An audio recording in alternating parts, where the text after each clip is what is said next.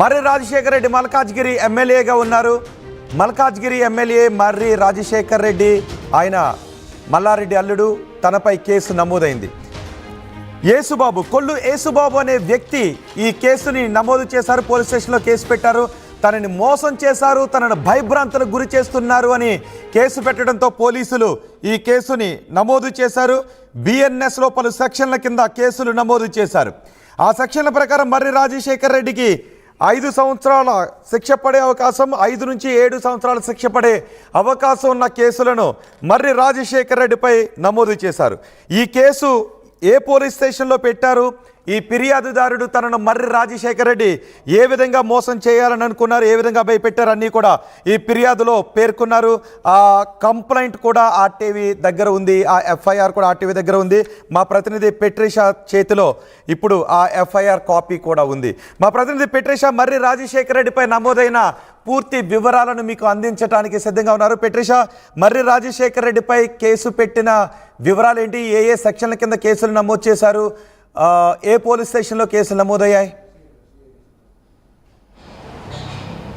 Yes, మాజీ మంత్రి మల్లారెడ్డి అల్లుడికి బిగ్ షాక్. ఒకవైపు చూసుకుంటే మన చేతిలో ఎక్స్క్లూజివ్, ఆర్టీవీ ఎక్స్క్లూజివ్లో రిపోర్ట్ అయితే ఉంది. ప్రధానంగా చూసుకుంటే రాజశేఖర్ రెడ్డి పైన చీటింగ్ కేసు అయితే నమోదు చేశారు. ఇప్పుడు ప్రస్తుతం మల్కాజ్గిరి ఎమ్మెల్యే ప్రధానంగా చూసుకుంటే 3162, 3184 బిఎన్ఎస్ యాక్ట్ కింద చీటింగ్ కేసు నమోదైంది. యేసుబాబు అనే వ్యక్తి, కొల్లు యేసుబాబు అనే వ్యక్తి కేసు నమోదు చేశారు. ఏదైతే విజన్ ప్రాపర్టీ మేనేజ్మెంట్ కింద నేను ప్రధానంగా ఒకసారి మనము విజువల్స్లో చూస్తుంటే కూడా ఇక్కడ విజన్ ప్రాపర్టీ మేనేజ్మెంట్ సర్వీసెస్ కింద అరుంధతి హాస్పిటల్స్కి దుండిగల్లో ఉంది.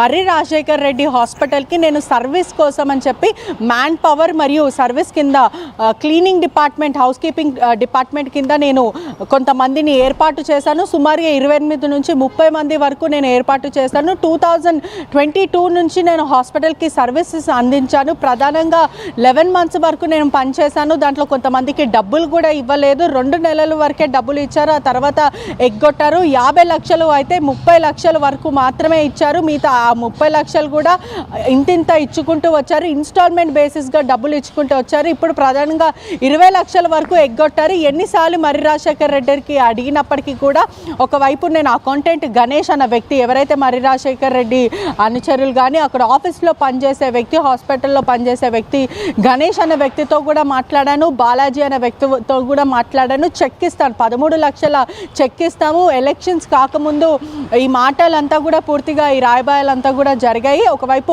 13 లక్షల చెక్ ఇస్తాము, మిగతాది క్యాష్ ఇస్తాము, ఎలక్షన్స్ ఉన్నాయి కదా గెలిచినాక ఇస్తామని చెప్పారు. ఆ తర్వాత యేసుబాబు అనే విక్టిమ్ వెళ్ళాడు, నా డబ్బులు నాకు ఇవ్వండి, నేను పేమెంట్స్ అంతా కూడా క్లియర్ చేశాను. ఎందుకంటే డైలీ వేర్ వర్కర్స్ వాళ్ళందరూ కూడా మంత్లీ శాలరీస్ తీసుకొని చిన్నపాటి హౌస్ కీపింగ్ సర్వీస్ చేస్తూ ఉంటారు.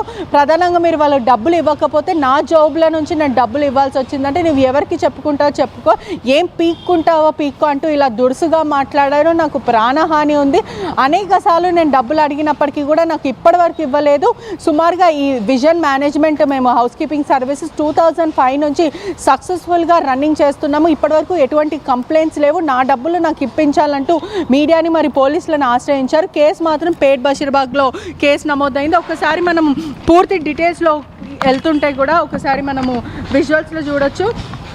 ఎక్కడైతే 2022 నుంచి అతను హౌస్ కీపింగ్ సర్వీస్లో మేనేజ్మెంట్ కింద పూర్తిగా 28 మెంబర్స్ని మ్యాన్ పవర్ కింద హౌస్ కీపింగ్లో పెట్టాడు. ప్రధానంగా 31 మార్చ్ 2022 నుంచి జర్నీ స్టార్ట్ అయింది. ఎవ్రీ మంత్ మనకి ఇక్కడ క్లియర్గా లెక్క కనిపిస్తుంది. అంటే 4,29,650 రూపాయలు. అంటే ప్రధానంగా 4 లక్షల నుంచి 50,000, ఆ తర్వాత 4,40,000, 30,000, 4,41,000, 31,000, 66,000 ఇలా ఎవ్రీ మంత్కి అతని రికార్డ్ అనేది పూర్తిగా ఎఫ్ఐఆర్లో కూడా చాలా క్లియర్గా నమోదైంది. లాస్ట్కి అంటే ఎక్కడైతే 54 lakhs అంటే ప్రధానంగా కొన్ని క్లియర్ చేసుకుంటూ వచ్చారు, అడిగితే క్లియర్ చేసుకుంటూ వచ్చారు. సర్వీస్ చేసినప్పటికీ కూడా డబ్బులు ఎగ్గొట్టాడంటూ యేసుబాబు చెప్పుకుంటూ వస్తున్నాడు. 22,24,056 రూపీస్ మొత్తం టోటల్ అయిందంటే పూర్తిగా కొన్ని ఇన్స్టాల్మెంట్స్లో పే చేశారు, కొన్ని పే చేయలేదు. ఆ తర్వాత 32,032 పూర్తిగా ఒకసారి చూడొచ్చు. 52 lakhs అయిన తర్వాత 32,31,716 రూపీస్ మాత్రము పే చేశారు. ఆ తర్వాత పూర్తిగా 19,92,339 రూపీస్ నాకు ఇవ్వాలి. ఎన్నిసార్లు అడిగినప్పటికీ కూడా ముఖం చాటేస్తున్నారు. ఇంటికి వెళ్ళినప్పటికీ కూడా మనుషులను పెట్టి కొట్టేస్తానంటూ భయప్రాంతాలకు గురి చేసి టార్చర్ చేస్తున్నాడంటూ కూడా పూర్తిగా బాధితుడు మీడియాను ఆశ్రయించిన పరిస్థితి అయితే కనిపిస్తుంది. ఏదేమైనప్పటికీ కూడా ఎఫ్ఐఆర్ కూడా వేశారు కాబట్టి ఇందులో criminal breach of trust, cheating, ఈ రెండు కింద వేశారు. చీటింగ్ 5 years నుంచి 7 years వరకు శిక్ష పట్టడానికి అవకాశం ఉన్న సెక్షన్ కూడా వేశారు.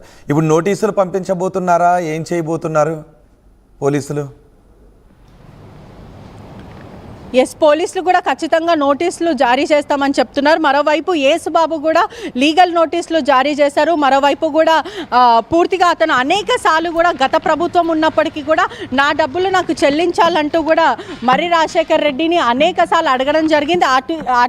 ఆర్టీవీ ద్వారా కూడా అతను కాల్ చేశాడు. ప్రధానంగా అంటే మర్రి రాజశేఖర్ రెడ్డి కూడా రెస్పాండ్ అయ్యి మనం మాట్లాడతాం, దీని గురించి చర్చిద్దాం, కూర్చుందాము, పూర్తిగా కూడా లెక్కలన్నీ తేల్చుకుందామని ఇట్లా చెప్పినప్పటికీ కూడా ప్రతిసారి మొహం చాటేస్తున్నారని క్లియర్గా అయితే తెలుస్తుంది. మరోవైపు చూసుకుంటే ఎంఎస్ఎంఈకి సర్వీస్ కింద కూడా అతను అనేక సార్లు వెళ్ళి కేసులను నమోదు చేయడానికి వెళ్ళినప్పటికీ కూడా వాళ్ళు కేసు టేకప్ చేయలేని కూడా పూర్తిగా అయితే తెలుస్తుంది. గత ప్రభుత్వం ఉన్నప్పుడు కూడా ఎవరికి వెళ్ళి కంప్లైంట్ చేసినప్పటికీ, ఇదే పోలీస్ స్టేషన్కి వెళ్ళి నేను కంప్లైంట్ చేసినప్పటికీ కూడా ఎవరు పట్టించుకోలేరు. మల్లారెడ్డి మామల్లులో వెర్షన్ ఏంటి?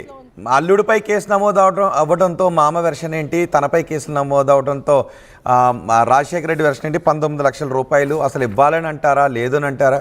పోలీసులు ఎఫ్ఐఆర్ వేశారు కాబట్టి ఎంతో కొంత ప్రైమ్ ఆఫీస్ ఉండి ఉంటుంది. ప్రిలిమినరీ ఎంక్వైరీ చేయకుండా కేసు పోలీసులు కూడా ఈ విధంగా చేసే అవకాశం ఉండదు కదా.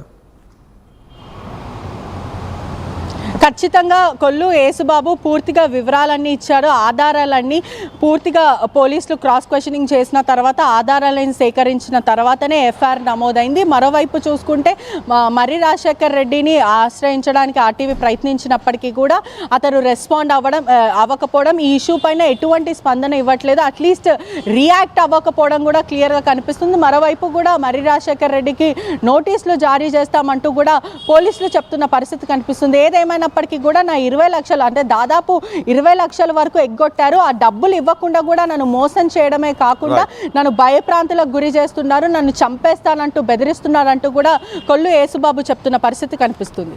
రైట్ బెట్రిషా, మాజీ మంత్రి మల్లారెడ్డికి ఇది బిగ్ షాక్. మల్లారెడ్డి అల్లుడు మర్రి రాజశేఖర రెడ్డిపై కేసు నమోదైంది. మల్కాజ్గిరి ఎమ్మెల్యేగా ఉన్నారు మర్రి రాజశేఖర రెడ్డి. ఆయనపై పేట్ బషీరాబాద్ పోలీస్ స్టేషన్లో బిఎన్ఎస్ 3162318 సబ్సెక్షన్ 4 ఈ సెక్షన్ల కింద కేసు నమోదైంది. 316 క్రిమినల్ బ్రీచ్ ఆఫ్ ట్రస్ట్ కిందకు వస్తుంది. ఇది 5 సంవత్సరాలు శిక్ష పడే అవకాశం ఉన్న కేసు. 318 ఇది చీటింగ్ కిందకు వస్తుంది. ఇందులో 5 సంవత్సరాల నుంచి 7 సంవత్సరాల వరకు శిక్ష పడటానికి అవకాశం ఉన్న కేసులు. నాకు 20 లక్షల రూపాయలు ఇవ్వాలి, వాటిని ఎగ్గొట్టారు అంటూ ఈ కేసు నమోదు చేశారు. కేసు పెట్టడంతో పోలీసులు విచారణ జరిపి కేసు నమోదు చేసినట్టుగా తెలుస్తోంది. ఎఫ్ఐఆర్ కూడా వేశారు. ఈ నేపథ్యంలో మర్రి రాజశేఖర రెడ్డికి పోలీసులు నోటీసులు పంపించే అవకాశం ఉంది. 20 లక్షల రూపాయలు నాతో వర్క్స్ చేయించుకుని వాటిని ఎగ్గొట్టారు, క్రిమినల్ బ్రీచ్ ఆఫ్ ట్రస్ట్గా పాల్పడ్డారు, నమ్మక ద్రోహానికి పాల్పడ్డారు అంటూ ఈ వ్యక్తి కేసు నమోదు చేశారు. యేసుబాబు అనేటటువంటి వ్యక్తి కేసు నమోదు చేశారు. దీనిపై కొల్లు యేసుబాబు అనే వ్యక్తి కేసు నమోదు చేశారు. దీనిపై రాజశేఖర రెడ్డి మాత్రం ఇంతవరకు స్పందించలేదు. బహుశా పోలీసులు నోటీసులు పంపిస్తే దానికి రియాక్ట్ అవుతామని రాజశేఖర్ రెడ్డి అనుచరులు చెప్తున్నారు. మరి రాజశేఖర రెడ్డి అనుచరులు చూద్దాం. ఇప్పటికే కేసులు నమోదైన నేపథ్యంలో పోలీసులు నోటీసులు పంపిస్తారా, తదుపరి యాక్షన్ ఏ విధంగా ఉంటుంది, మరి ఈ డబ్బులను సెటిల్ చేయడానికి ముందుకు వస్తారా, కేసు వాపస్ తీసుకోమని అడుగుతూ, లేదా దీన్ని ఎదుర్కొ